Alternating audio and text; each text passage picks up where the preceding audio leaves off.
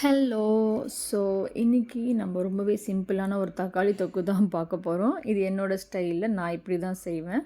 So அதுக்கான இன்க்ரீடியன்ட்ஸ்லாம் ready பண்ணி வச்சுருக்கேன். அண்ட் இது பார்த்தீங்கன்னா, நான் என்னோட யூடியூப் சேனல்ல ஒரு சம்மர் ட்ரிங்க் இருக்குது. சூப்பரான பட்டர் மில்க் போய் செக் பண்ணி பாருங்கள்.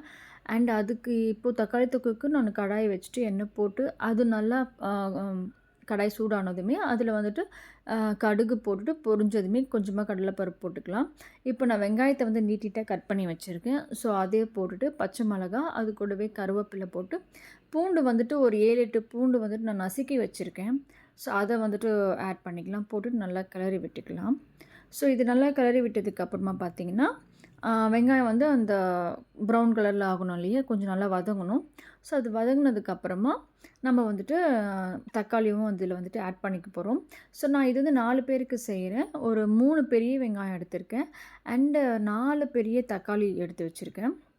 ஸோ தக்காளியும் போட்டு நல்லா இப்போது நம்ம வந்து இது பண்ணியாச்சு. கிளறி விட்டுட்டு இதில் நம்மளுக்கு கொஞ்சமாக ஒரு ஸ்பூனில் வந்துட்டு மஞ்சள் தூள் அண்டு ஒரு 1/2 ஸ்பூன் வந்துட்டு இதுக்கு உப்பு.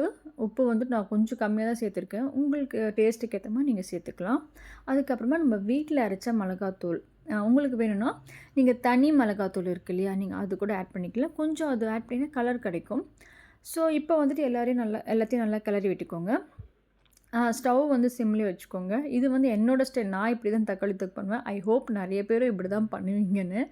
ஸோ அவ்வளோதாங்க. இதில் தண்ணிலாம் எதுவுமே நீங்கள் ஊற்ற வேண்டாம். ஒரு மூடியை போட்டு நீங்கள் மூடி வச்சுருங்க. ஒரு 3 மினிட்ஸ்க்கு ஒன்ஸ்க்கு வந்துட்டு அப்பப்போ நீங்கள் மூடியை மட்டும் எடுத்துகிட்டு நீங்கள் கிளறி விட்டுக்கோங்க.